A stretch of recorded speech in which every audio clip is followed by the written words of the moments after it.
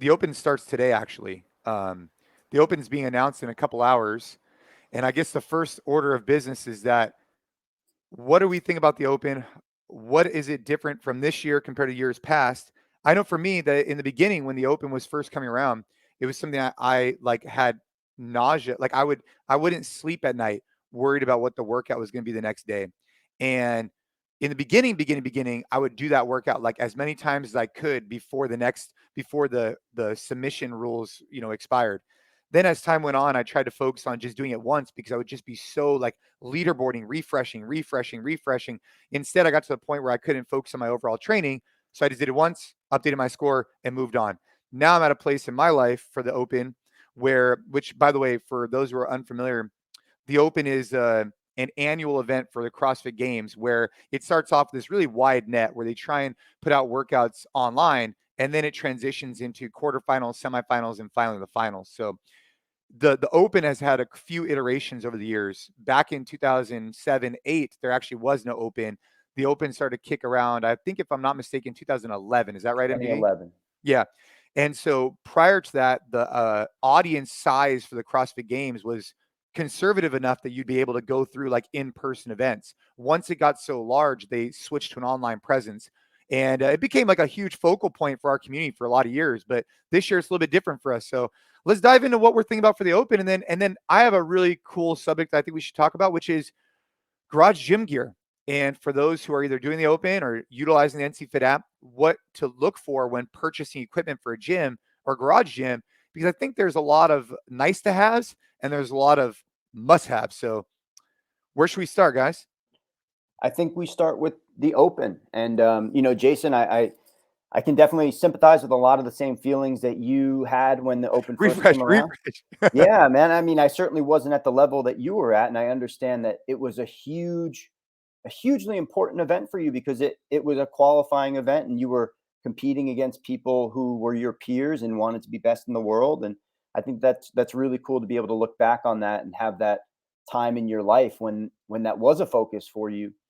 And my opinions and perspective has shifted on the Open as well over the years. I think I did the first 7 or 8 Opens where I signed up and participated, and it was really a big event for us at CrossFit New England when we first were, getting out there and competing as a team. And then over at Reebok CrossFit One, it was a big event for the community over there, obviously for a lot of reasons, the Reebok CrossFit partnership, the different people who we had in the gym.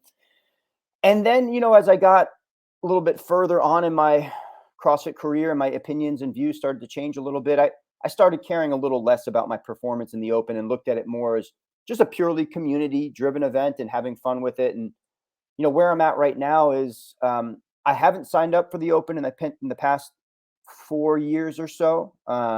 I've done a handful of the workouts. You and I have done a handful of the workouts together, just throwing down, having fun. And I don't know whether or not I'm going to do any of the workouts this year. I'm certainly not signing up. I probably won't ever sign up ever again. But within our NCMatCon program, we are accommodating that program to have the Open workout in it. So you have a prep day on Thursday. The Open workout gets announced tonight. We'll see it tomorrow on Friday, in our gyms and on our app. And I think we have a really nice approach to where we're at with the Open, which is if people want to sign up and they want to do it and they want to participate, they can. But we're not going to encourage or discourage people. And hopefully, this is my number one request, hopefully the workouts over the next 3 weeks, which I love the 3-week format. I wasn't a fan of the 5. I hope the workouts over the next 3 weeks are fun for the athletes. Number one, exciting. And number two, I hope that these knuckleheads figure out that you got to run 2 heats in a 60-minute time period for nearly 100% of the people out there running the Open within their gyms, and not have something that throws a humongous curveball or extreme amounts of logistics. And they're just simple, straightforward 2-heat style workouts. But I have a lot more thoughts. I'll turn it over to Gabe and then we'll go from there. Well, it's funny because, obviously I was never anywhere near the competitive level that you were, Jason. But I also remember, like, you wouldn't even sleep. Well, I you couldn't get a good night's sleep Wednesday night. And like all of Thursday was like, is it 8 p.m.? Is it 8 p.m.? And we've talked about this a little before. And for me, performance at the gym was just so closely tied to like my identity and like my group of friends at CrossFit Garden City where I started. Like there was just so much cachet behind being like at the time, CrossFit Garden City was always kind of on the bubble of sending a team to regionals. And so there was so much like status and ego behind like being one of the ones that would be on that team, or at the very least contribute a score or two on how they picked the teams that ended up going. Because I've always been an athlete that, you know, I'm very good at some things, but I'm not the biggest guy. I can't move a barbell. So there are just some workouts that I'm not going to be able to hold my own. So for me, the goal was to, you know, ideally be on the team if we ended up going to regionals, or at the very least, you know, have 2 or 3 weeks where it was like, you know, it was my score that kind of helped the gym get there. And that was enough for me to like have so much anxiety. And I remember it, man. We used to do the workout on Friday, on Sunday, and sometimes you even had to do it on Monday. Yeah, on Monday. Out one more rep. And man, I wouldn't say that I regret any of it or that it's, you know, silly looking back on it, because that's just, you know, it was what my life kind of revolved around then. And it was so much fun. And I still have so many friendships with the people that we bonded over training for this event and then doing the event. And then, you know, like, you know, going to regionals, which we went one year. So, but yeah, I mean, it's completely different now. Right. And I think a big part of that was moving to California, moving away from that gym. Also just the when the format changed and there wasn't any more, like when they combined the regions, at least the gym that I went to, TJ's gym in California, like we weren't good enough anymore after I went to regionals in 17. So it kind of naturally became less and less of an important part of my training and my life. And now I'm kind of in the same boat as MDV, you know, like I'm looking forward to the workouts. I hope that there's one that I can, you know, do and have fun doing and kind of just, you know, for a little bit of nostalgia, like, you know, fire up the group text with all my friends back from Long Island and throw a score and talk some shit. So I'm looking forward to that. But yeah, I'm definitely past the point where, you know, these next 3 weeks are like a huge weight on my shoulders, or in some way, shape, or form are supposed to like represent my value as an athlete or how much I've trained or not trained in the past year. It's it's going to be a good time. I mean, now that we're talking about, you know, it's funny. I was reluctant to talk about the Open just because, you know, I have a lot of like, I don't want to call it skeletons. That's not the right term, but I have a lot of like really fond memories of the Open, and I have a lot of really difficult memories of the Open. But each one of those experiences has definitely shaped what I'm doing now. So like, I remember doing Open announcements. Those were the most nerve-wracking out of anything I've ever done. The Open announcement, one-on-one or in a small group, was the most nervous I've ever been. More so than regionals, more so than the games or Team USA. It's because it's what? 2? Did you do 2 or 3 of them? You did one against Froning. I did one-on-one, and then you did the kind of like legends, 4 or 5 people, right? There was the mixed bag of males and females. I did one by myself with Chris Clever. That was the first one ever in 2011 at the tennis stadium. That was the most interesting one. That was the first one. Then I did one one-on-one against Rich Froning. And then I did one with the team of champions. And I think I might have done one more. I can't remember. But yeah, each one of those was very nerve-wracking, like because there's just a lot of attention and you don't know what the workout is, right? So you find out the workout right when everybody else does. And so you can't prepare for it, nothing. You just find out the workout and you get after it. So I am curious what they're going to do. You know, I know Noah and Saxon are going today. I don't know. By the time this episode airs, the Open will already be 1 week in, but they're probably pretty anxious about it. But learning how to calm those nerves was something that was really helpful for me later on in life. So I'm grateful for the Open and what it gave me. I'm also grateful for being able to watch the events. And then you watch the athletes and you look at their times. They set the benchmark, and then boom, the next day you go in and hit it and upload your score. So I have a love-hate relationship with the Open because it taught me a lot, but at the same time, I would be like nauseous for 5 weeks. Do you guys think that there's going to be, I'm curious if like the workouts come out and there's like, you know, a dud or like, you know, how are you supposed to run this through class? I wonder if the community is going to jump to blaming it on Castro no longer being involved in the workouts? 100%. Oh yeah. 100%. If the workouts come out, They're and like, there's they're waiting for it. Yeah, if there's any sort of like Even if they are nonsense, great, they're still going to yeah. come at it. Well, I mean, if they're great, I think there'll probably be speculation about like, oh, these were probably days workouts. And Yeah, like, yeah, Right. They used them. But yeah, if there's anything that comes up that's like a bit of a headache or a nightmare, or there's like a head scratcher movement, there's going to be some comment threads for sure. Yeah. I don't know what to expect. You know, the one year that that Frony and I sticks out in my mind is one open year or the type of open workouts I thought were interesting is when you like got additional time once you hit a certain number. And so like the reason why it was kind of tough for class settings sometimes because some of your athletes would only work for like 3 minutes, but it also led to like this gamification, which is see could you unlock the next you know, the next level. So we'll see what they come up with tonight. But yeah, the open I think definitely serves its purpose. I think for those people that are in the sport of fitness, it's exciting. If you're not and you're just going to go hit it as a workout, go for it. If you don't even know what it is, you don't care about it, awesome, that's fine too. But if I'm in the gym and someone wants to throw down on the open workout, I'll probably end up getting suckered in and doing it, I'm sure. One of the interesting aspects of this discussion, I think, is like, we all look back very fondly on the earlier days of the open. You know, when it first came out, I think that there was extreme excitement about it, but the numbers were small. But the CrossFit overall numbers in 2011 were modest. They weren't humongous at that point. You know, the Reebok CrossFit partnership, I think, had just been signed maybe like a year earlier at that year. And then it grew. The Open became this really fantastic community worldwide event where it was almost astronomical growth for the Open. And it's funny, we were talking about something else earlier this morning where it's like you can't really expect that to continue forever.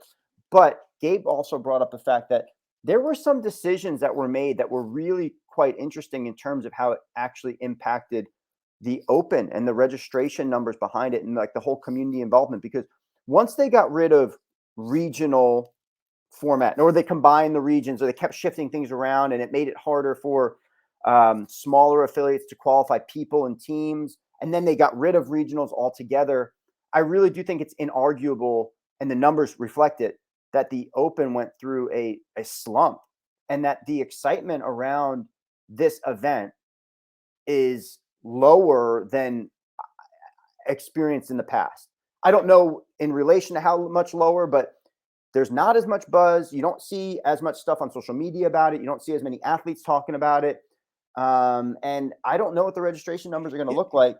But is that because you're a byproduct of like what you're seeing now? Like, do you think that if you were in the competitive landscape, you would be saying a different tune? I always think about that sometimes, right? Because is your perception reality where you don't think there's as much momentum because maybe you're not hypothetically as inclined to be doing, you're not following all these athletes that are going to be participating in it? Or do you actually think objectively like, hey, I don't feel like there's as much buzz? Well, it's probably a mix of both, but I definitely think there's objective facts that if you looked at the registrations for the Open and you look at how the formats have changed over the years, the registration numbers they reached a pinnacle at some point like 2013, 14-ish, and then plummeted down, started coming down fast.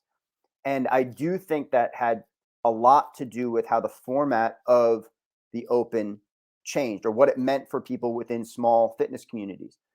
Because like Gabe was saying, at some point back in the earlier days, you had people who would never, ever dream of competing, but their score mattered in the workout for the entire gym. And it was much more meaningful for everybody because this one person was like a crazy specialist in burpees or whatever. And that one person had the light shined on them for 7 whole minutes while everybody was like, go, go, go, go, go. And then it changed to being essentially a qualifying mechanism just for the hyper elite, the hyper elite, which is so strange because you always got the fittest people no matter what. They changed the format so many times, but the fittest people always ended up winning. So I think they might have shot themselves in the foot a little bit. Just my opinion.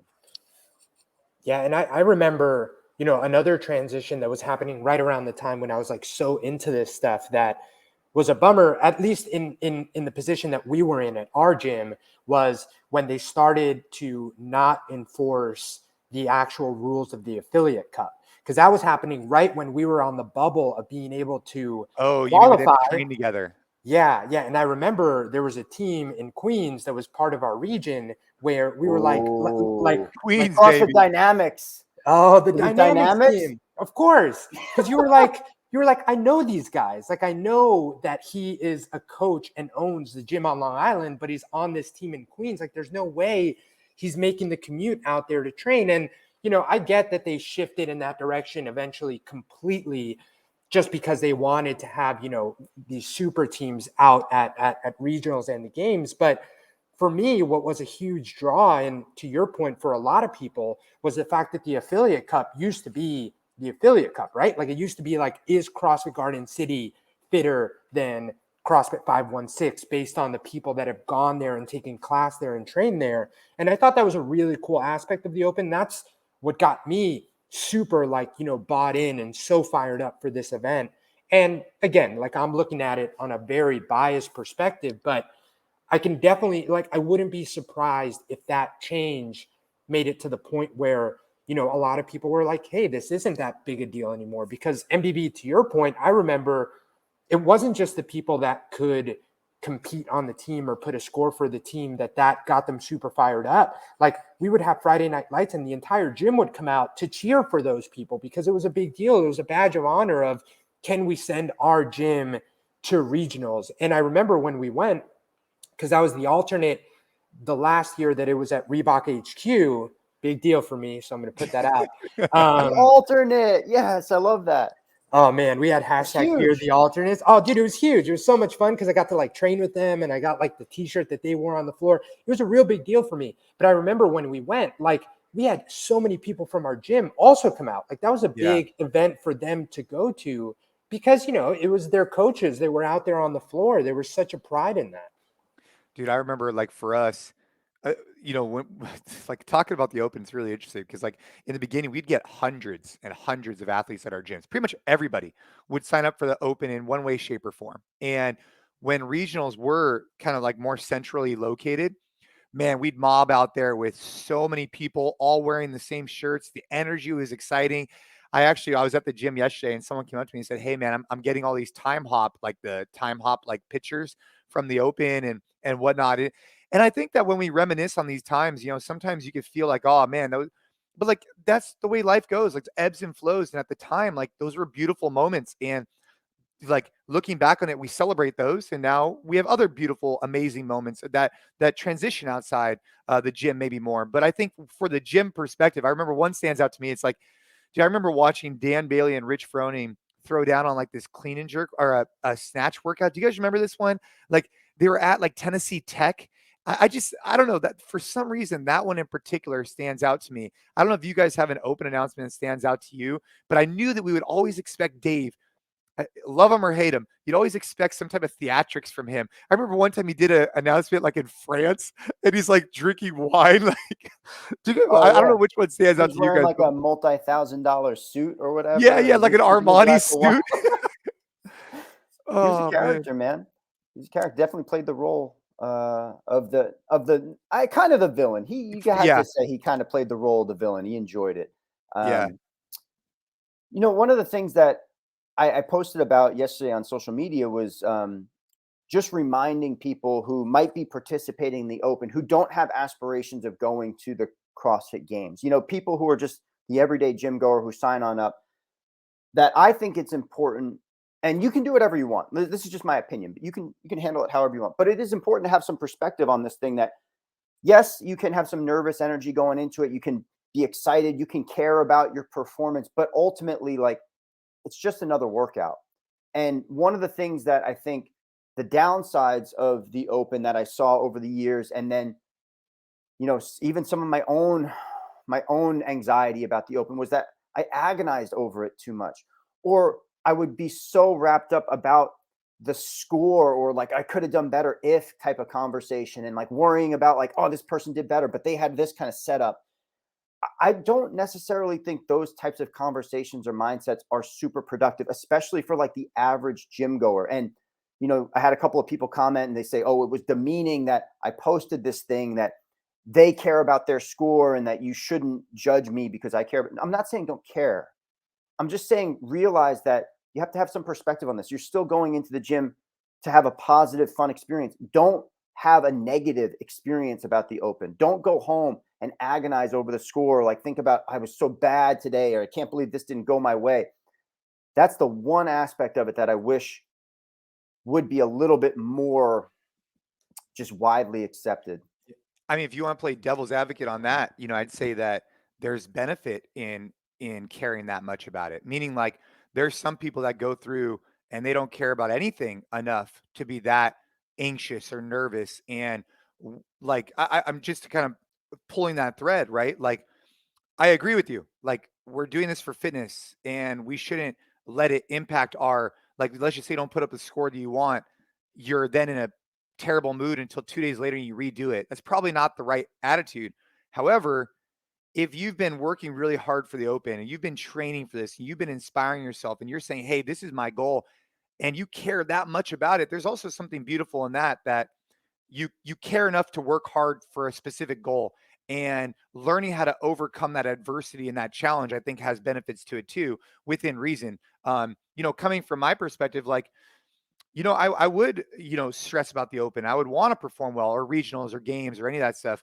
And in hindsight, I think I'd probably want to do it again the same way, because it allowed me to learn how to overcome those nerves and those, like if you are in a piss poor mood because you didn't put up 100% score, whatever it was, learning how that's okay and you got to move on and do it again, or you know what I mean? Like, learning how to overcome failure, I think, is also important. For So sure. it's a double-edged sword. And I get what you're saying, by the way. I don't disagree with you with Yeah. what you just said, by the way.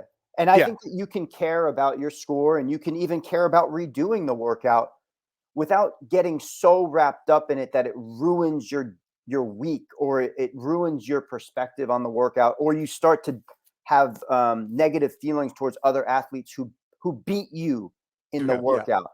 Yeah. That's too far for me. And that's the point.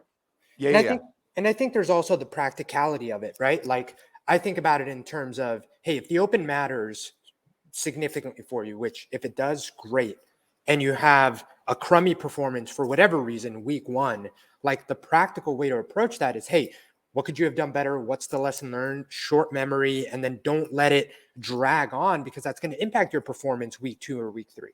And if the open, like, kind of matters and you're working out for health and longevity, same thing, right? Like, you crushing yourself because of your performance is just not practical for, if you take a step back and look at, like, hey, why am I going to this gym? Why am I doing this stuff? Why am I competing? I think it's just, to MDV's point, having an approach where it has this negative impact and not looking at it as just another workout just isn't practical, regardless of what your goal is. This is a really interesting conversation that I think we can get into, at whether or not today or at some point in the future, where the scores on workouts and how people perceive their results about whether or not, did I do well on this workout in relation to the score? Does that really at all matter? For most people, for the average person who goes to the gym 3 or 4 times a week, for the person who's got, friends and family and stuff outside of the gym, they're not a professional athlete. They're not trying to go to the games. Yeah, they care about how they look, how they feel. And of course they want to do well in the gym, but, like, how much do these scores on these workouts ultimately actually matter? And, my perception on this has changed drastically over time. And, one of the best examples that Jason, you and I were talking about one day was, like, even if you were talking about elite performance on the Fran workout, which is 21-15-9 thrusters and pull-ups, if that person goes sub 3 minutes and they're moving sloppily, but, like, not completely out of control, or they go 4 minutes and they move with ultimate control, they move really well throughout everything, they hit the range of motion, it's very clear, they're feeling the barbell. Yeah, the person who got sub 3 minutes got the better score, but who got the better workout? And what's the trade-off between the metabolic effect on the body? Like, is there any real difference there between the 4 minute and the 3 minute performance?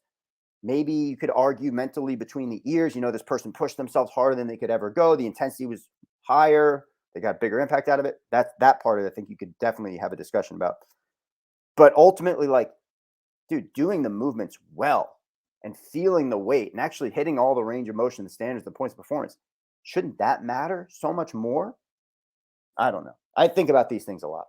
Yeah, I think it's a blend, right? I actually think that for most people, most of the time, go in there, have a great workout, and then every now and then, I do think your score matters, and I say that only because in between the ears, right? We talked about this conversation about redlining. The benefit to redlining is that, like Gabe being smothered, uh, at jujitsu, is that you need to learn how to overcome that challenge of, I mean, getting your face smothered and redlining a workout are kind of two different things. But let's just assume, for the sake of argument, Gabe is getting pinned in a side control on the ground and he can't get out and he's trying to fight. Whereas if you're in the middle of a really tough workout and you're grinding on assault bike intervals and you got to mentally get yourself out of that position or push through or whatever it is, I do think that there's something that happens there that carries over into real life really well. But I don't think you need to do it all the time. And I think that's what I found the balance for me. Like, for example, I go into our gyms almost every day and I do our workouts and I hit them hard, mainly because I have like this weird twitch where I kind of feel like, if I don't know, it's a creature of habit, but I can only show up to this jujitsu gym once a week. That's the only time I could wrangle enough like internal energy to know that I'm going into the belly of the beast and it's going to take me to the red line. I can get close other days, but only once a week I red line. And so I'm wondering for other people if they could do that, where for the most part they're kind of balancing, and then once a week they get in that additional like scored component, like we're talking about with the open, and they get a lot of lessons learned in between the ears there. I think that's what's going to happen. I think the open is more of a mental benefit than physical, because people are learning how to throttle, especially in front of their peers, and they need to learn how to then they're finding ways to push themselves they never thought possible, which I think is a big win for them. I think one way to look at it too is almost people getting like diminishing returns on being super focused on their scores. Like, I think that for someone that's getting started, it says a lot more to go from an 8-minute Fran with, a little bit less than the prescribed weight to a 6-minute Fran with the prescribed weight. Like, that's great progress. That's a good win to celebrate, keep you going, keep you motivated.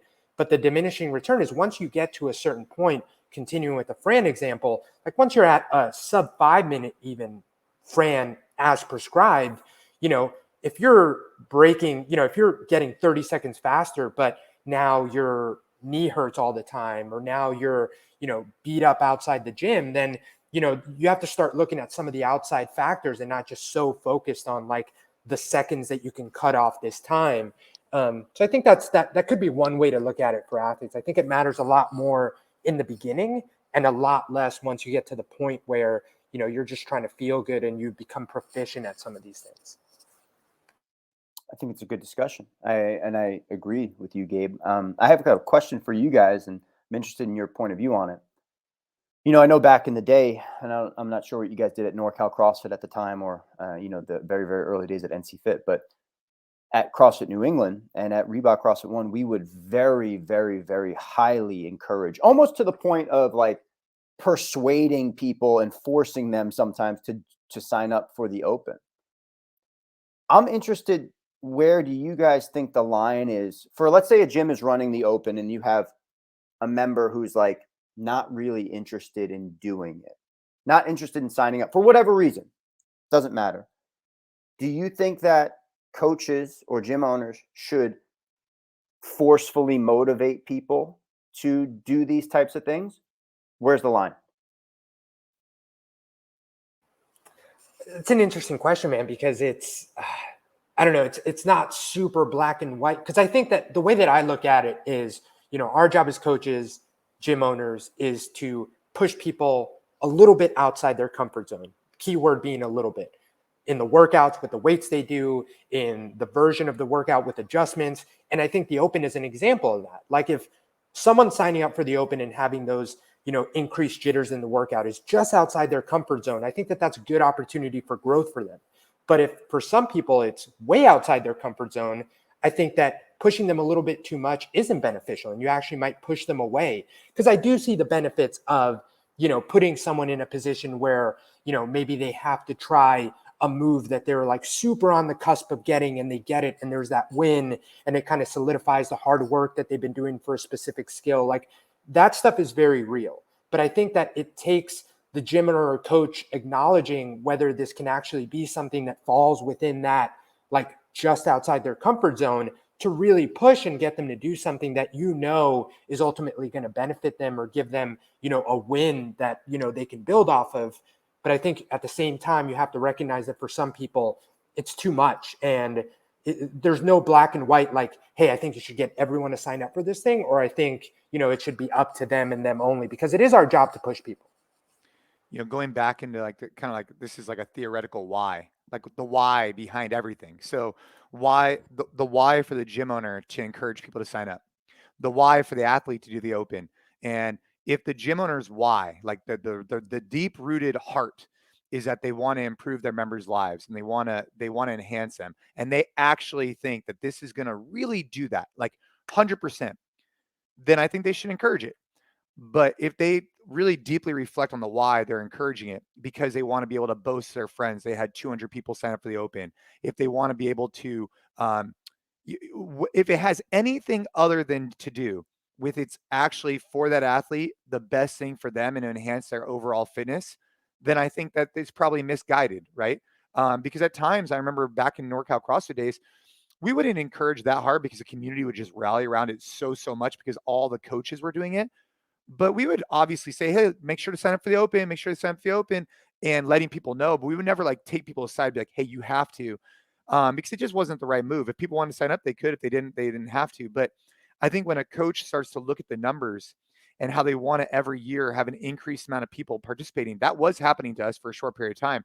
And we had to stop looking at that because it's not our job to force people into those things. They should be able to make that decision for themselves. So I think each owner needs to reflect on their why. And then each athlete needs to reflect, like, hey, what is the reason for me signing up? And if it's a good one, go for it. If it's not, then don't, you know? But I think taking the ego out of it and looking at like from a is important. I kind of think that there might be a clearer line than, at least in my opinion now, where I stand in terms of like my thoughts on participating in things or having people do something that, you know, they are going to participate in, and I'm asking them to do it. If I'm saying, hey, Jason, I think it'd be really great if you signed up for the open, and you were like, no, thank you, I'm not really interested in doing it. I'd be like, are you sure? Because it's going to be a super fun community event. We're all going to have a good time. We're going to meet here. We're going to do the workout together. And you go, nah, I'm just not feeling it. That's the fucking line for me. Like, that's it. And I think that if I were in, and I'm kind of in the position now at jiu-jitsu where, like, you know, people are starting to talk about competing, and I'm just not in the mindset of going out and doing it. And you've done this to me a couple of times, Mr. Big Guy over here, where it's just like, hey, we should do this thing. And I'm like, nah, not really for me. No, thank you. And you're like, oh, it would be really good for, like, you know, getting outside of your comfort zone. I go, no, thank you. Not interested in doing it. Yeah, then I stopped. No, I know. I'm just saying, but that's the line. That's like, as an adult, I just think that if somebody tells you they don't want to do something twice after one good-hearted, intensive way of saying, hey, listen, like, it will be cool, it's going to be fun, and they still are like, no, I don't think there's any other follow-up after that that's necessary to be like, hey, are you sure that you don't want to sign up for the open? No, the person said they don't fucking want to do it. Like, that's the line for me. And back in the day, I didn't respect that. I'm honest about it. I didn't respect it back in the day. We would push people to like the limit sometimes. And sometimes it ended up being like, yeah, this is awesome. They got involved and they had a better time than they would have. But there were also some people who were probably pissed to be like, dude, I don't want to do this. Yeah, I don't feel pressure to do it. And then also there is a financial investment. Let's not forget about that. I'm not saying it's a big one, but even 10, 20 bucks is still 10, 20 bucks.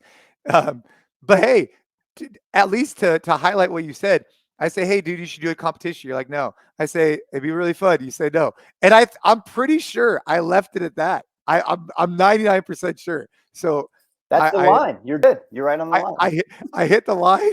The line was approached and I moved on, because you could also tell, right, if someone's not really interested. I mean, this goes obviously bigger than the open or this is like coaching feedback too. Yeah, I mean, it's coaching feedback too. Like, you know, I was at the gym yesterday, and there's this one guy in particular, and he always goes light, always. And I've seen him for years. Like, he always goes lighter than he can. And dude, I say to him, hey, bro, I know you could do a little bit more. Like, can we throw on a couple more pounds? He's like, okay. I was like, hey man, I think we do a little more. He's like, no, I'm good. Like, you sure? Like, I'm good. Like, all right, then I'm good. And the old me would have just gone and taken 10-pound plates and put them on there because I knew that he'd be fine. But I think meeting someone where they're at, right? If you ask them, they say, hey, I'm good. And then you ask them again, like, hey man, I'm really good. Be like, hey man, then you're good. I'll see you tomorrow. That's anyways, the double ask and then move on. That's a good rule. Strike one, strike two. Don't strike out though. Ooh. Oh. It's a really good thing for coaches to understand about giving athletes feedback in class, especially with efficiency related corrections. Safety related stuff is a whole nother ball game. We've talked about this before. Someone's going to get hurt.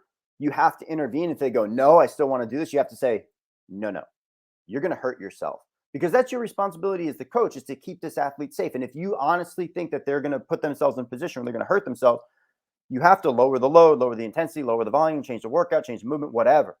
But if you're talking about somebody who's like not fully extending their hip, or like they're bending their arms early on their clean or whatever, and you're like, oh, like just like if you open up your hip a little bit more, after like 1 or 2 times, if the person's not getting the feedback, you can walk away for a little bit. You don't have to like hammer this person over and over and over again, or give them more cues, or take the weight down or whatever. It's like, leave them alone for a minute and maybe it will correct itself.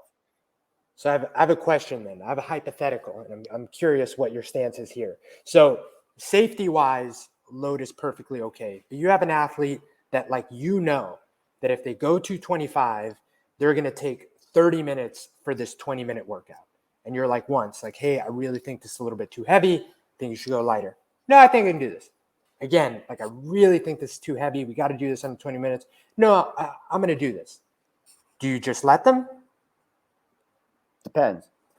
Sometimes, yes. Sometimes it's the best thing to do if they're not going to get hurt. No chance that they're going to hurt themselves. It's just going to be slow. And they are ardently focused on, I want to do 225 today. Cool. Let's see what happens. Usually what happens, it self-corrects itself. Usually they will fight against the barbell the entire time and not finish a tenth of the workout that they could have finished if they had lowered the weight and probably gone with the more appropriate weight. Or they look at themselves 2 minutes into the workout and go, I fucked up.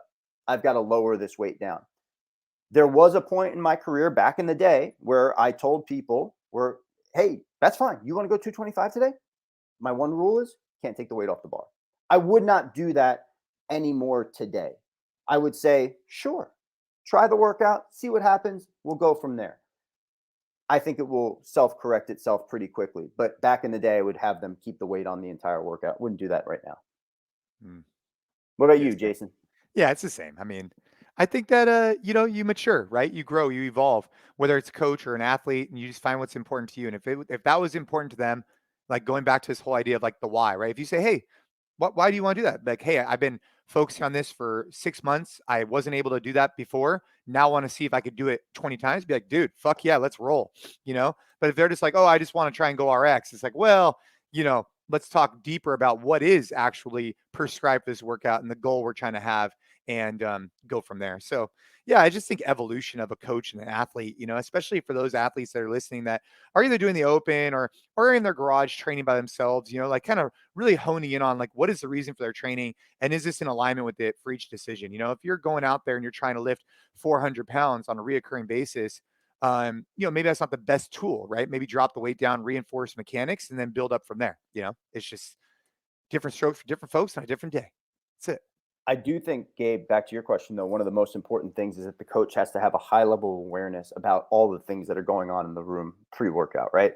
And if they do not see that person with the 225 on their bar, and they do not go over and at least have the initial conversation, and then the athlete gets into it and they're like, oh, fuck, I got to strip this weight down and it's too heavy for me. I think the coach at that point should have recognized it earlier. But if you're aware and you set the expectation and 3, 2, 1 go happens, and then that person decides that, hey, I've got to change the weight, that to me is the athlete's decision and the prerogative of the athlete. But one of the failures of a coach, when I look at a class, if it's like pre-workout time and they're like walking around, they're picking out the music and they're sticking their thumb up their ass, and then everybody's getting their weights on their bar, and then all of a sudden 3, 2, 1 go hits, and 30 seconds into the workout, everybody's on their fucking clips taking the weight off the bar because it's too heavy for them. That's a failure on the coach more than a failure on the athlete, 100% in my opinion. Dude, we've been going on the open conversation for quite a while. We're probably not going to get to the garage gym equipment. But I am curious, because EOE 40 ended, the next morning I ate a cookie, and EOE, oh, look at MDV. He's holding up Post-its, EOE 40 post-mortem. I wanted to make sure that we at least discussed it. Yeah, there you go. And so, dude, I ate clean. I mean, like fruit and meat for 40 days. And the next morning I went and I was like, you know what? I'm going to eat one of these cookies. And I ate a cookie. And man, the sugar spike that I felt was like next level. I was like, dude, I was running and gunning. I was burning. And then all of a sudden I just crashed. But, it definitely opened my eyes to how I feel when I'm eating just meat, even at a restaurant, right? And I'm eating that way, I don't feel like overly, like disgustingly full. But when you start to incorporate rices and noodles and pizzas and pastas, which I definitely did for a couple of days, you really felt like overly full and like disgusting. And I'm starting to realize that, I'm going to revert back to probably like most days of the week, I'm going to be eating meat and fruit. And then on the weekends, I might let myself go ahead and, have some variability. But after feeling how good I felt eating the way I was for so long, it was difficult for me to go eat this other way, feel like garbage, and then want to continue to do it. So that in itself was a really big learning lesson for me. But damn, did I enjoy some good desserts over the next couple of days.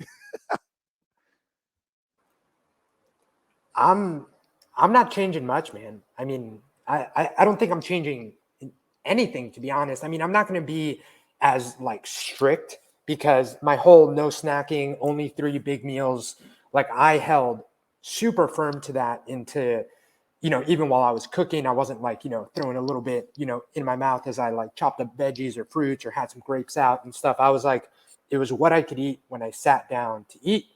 And that's pretty much it. So I probably won't be that crazy about it, but definitely not going back to snacking. Feel really good. And it's interesting for me because I have tried everything. I've tried going 100% vegan. I've tried carnivore. I've tried keto. I've tried all sorts of intermittent fasting. And it's really interesting that you kind of come full circle. And I've learned something in all of those experiences. And I would say that right now, feeling really good. I got some awesome results because I wasn't feeling my best coming off the holidays and the end of the year, which I think is super natural for a lot of people. I shared my before and after picture, and it was honestly surprising how well it went, given the fact that, this wasn't a time where I was like, hey, I'm not having bread, or I'm not having cheese, or I'm not going to have barbecue. Like, I think we had Texas barbecue 2 times in the spread of the challenge. And I had what I would usually have. It was just one of my meals, and I made sure to get a lot of green beans, and I fulfilled my balanced meal by having a vegetable and a fruit. And it's just interesting that being somewhere where it truly is moderation for me. And I know the things that I don't need to eat, and I don't eat those, but there's nothing that I enjoy that I'm really cutting out, and I feel good and saw good results, was like a cool, full circle experience for me, having tried some very restrictive diets in the past. Just one thing, coming back to Jason's point, and just to make it clear for everybody out there, you can eat a very, very nutritious, healthful, well-rounded diet, including grains, rices, pastas, breads, and those types of things. I think that foods impact different people differently. And especially after going a very long period of time without having certain things, when you reintroduce it, you might amplify that sensitivity to it. But you could eat a very whole, unprocessed diet by having starches, potatoes, grains, rices, all those types of things included, and balance them out with proteins and fats. And how everybody interacts with those 3 macronutrients is a little bit different. Some people work better on a high protein, high fat, low carb diet. Other people work better on a high carbohydrate, moderate protein, low fat diet. Some people just set their protein number and then adjust the carbs and fats based on how they feel and how they want to perform or whatever their goals are. So I know that Jason wasn't saying that, hey, like you have to cut out all the carbs in your life to optimize your nutrition. But you might experiment with these types of different things. I think one of the things I look up to Gabe the most is that when he hits these different challenges in his life, he's always just experimenting and constantly tweaking and thinking about what is going to make him feel the best, perform the best, and look the best. So that's really, really cool. For me, EOE 40, I love doing it with you guys. My biggest takeaway was that the sync at the end of the night, man, there were a couple of nights I fell asleep on the couch, just watching TV. I just passed out. And I would look at the sync and I would go, oh, fuck. I can't believe that instead of just walking to the bedroom and brush my teeth and go into bed, that I actually have to do this right now. And not going to lie, there were a couple of nights when I was like, I just want to soak the pan and go to bed. But that was a really cool wrinkle in this challenge for me, was realizing that, yeah, sometimes you just got to do the thing that you don't want to do because you have to do it. And now 40 days has passed, and I'm going to continue on with making sure that the sink is clean before I go to bed every night. Dude, 40 days actually, I know this sounds weird, but it actually went by pretty fast. When I looked back on it, I was like, wow, we've been doing this for 40 days. Because Ashley did pretty strict keto for 40 days. And when we were talking, I was like, wow, it goes by faster than you think. I think, obviously we could talk about it at another date, but I think that even doing something for 2-3 weeks, if someone wants to try something and see how their body reacts to it, I think it would be helpful. But to your point, MDV, yeah, I'm definitely not encouraging. I guess for me, everybody's different, and I know that I have an allergy to dairy and eggs. I know that. And I also have some gluten intolerance. So like, or whatever sensitivity. So, but when I choose to eat those foods, I know what I'm getting myself into. But you didn't realize like just how crummy I was feeling like on a regular basis, like not optimized until I removed all these things and really focused on the fruit and the meat. The fruit in particular was something that really helped me, that I was not eating before at all. I would have almost zero fruit on a monthly basis. Maybe an apple here and there. And so adding in the fruit was definitely beneficial for me. And so that's something I'm going to take with me and try and optimize. I mean, other things I'm doing, like you guys know it, right? Like I got my blood work. Obviously MDV, you just got your blood work back too. My blood work was really good. But I took it 2 weeks into eating just meat and fruit. So now I'm going to wait and take it again like a month or two from now. And I'm going to compare those two numbers and I'll keep you guys posted on what they look like. One of the things that is really interesting whenever you're doing anything like this is like, while you're in the challenge, oftentimes it feels like it's slogging along slowly. Like you'll get the first 5-10 days or so usually fly by because you have this hyper motivation. You're like, everything's organized. You got your fucking shit you get checklists going and all this kind of stuff. Then you get to day 20 or 25 and you're like, all right, I'm getting a little tired here through the middle and a little bored. And it starts to slow down. I reflect on this a lot because I'll always look back and go, man, what if I just buckled down for the last week or 2 weeks or whatever? In hindsight, the time flies by, but while you're in it, it feels like it's going to take forever. And my encouragement to anybody who's listening is like, just be in love with the process while you're doing these things. Like embrace them and enjoy them while they're going on, because you're going to look back and you're going to go, man, what if I just gave it a little bit more over 40 days? It wasn't really that much time. It was what, X number percent of my whole year. Could I have just done it and stayed true? Hey, dude, you know what? That's a good analogy. It's days are long and years are short. And they use that analogy for kids, and it could not be more relevant to children. I mean, there's days with kids where you're like, dude, this is a wreck.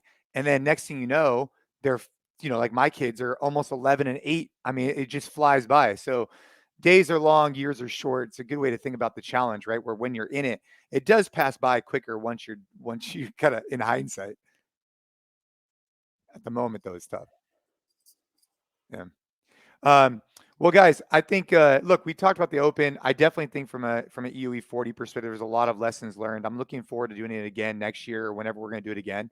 And I think that I think we're on to something there just because of what it could share with people, that they can get something, that everybody could take away something from the challenge. Any kind of closing things before we kind of head off and go do some other meetings? Man, I mean, I don't really have anything, but I did want to thank everyone that stuck through the 40 days. Like I said, I took a lot from it, and I'm looking forward to doing it again and figuring out how I can tinker what things I did to really make it a challenge again.